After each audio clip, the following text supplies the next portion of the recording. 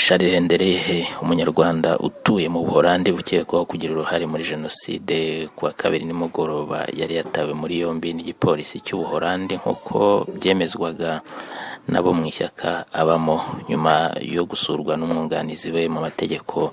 Bakaba bavuze ko uyu munsi yarekuwe ahagana saa sita ku isaha yo mu Rwanda no mu Buholande. Justin Bahunga ukuriye ishyaka FDU Inkingi yatangaje ko Bwana Ndereyehe uba muri iri shyaka yari mu nzira asubira iwe mu rugo.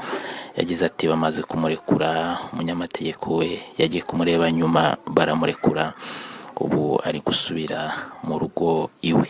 Mu 2010 ubushinjacyaha bw'u Rwanda bwatanze inyandiko mpuzamahanga zo guta muri yombi Bwana Ndereyehe hamwe n'abandi banyarwanda bwashinjaga uruhare muri jenoside. Uyu munsi kuwa gatatu mu gitondo, Justin Bahunga yari yabwiye BBC ko yafashwe afunzwe, ko baje kumufata mu rugo aho aba n'umudamu we bakamujyana, kugeza muri icyo gihe akaba atari yamenya aho afungiye. Leta cyangwa igipolisi cy'Ubuholande ntacyo bari batangaza ku ifatwa rya Bwana Ndereyehe mu gitondo cyo kuri uyu munsi. Uyu mugabo rero wo mu kigero cy'imyaka 70 aregwa kuyobora inama zo gutegura jenoside mu cyahoze ari ikigo cy'ubushakashatsi ku buhinzi Izari.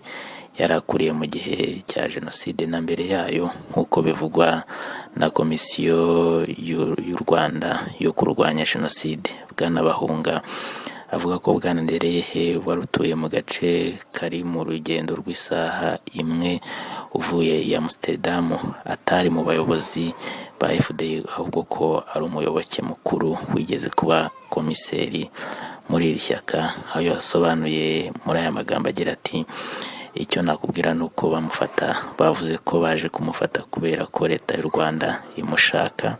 Icyo nicyo bamubwiye, nta cyaha afitiye Ubuholandi. Mu 2016 iki gihugu cyohereje mu Rwanda Jean Baptiste Mugimba na Jean Claude Iyamuremye, nabo baregwaga uruhare muri jenoside. Bivuga ko Bwana Ndereyehe nawe Ubuholandi bushobora kumwohereza mu Rwanda. Akaba rero yarakatiwe gufungwa n'inkiko za gacaca mu myaka yashize.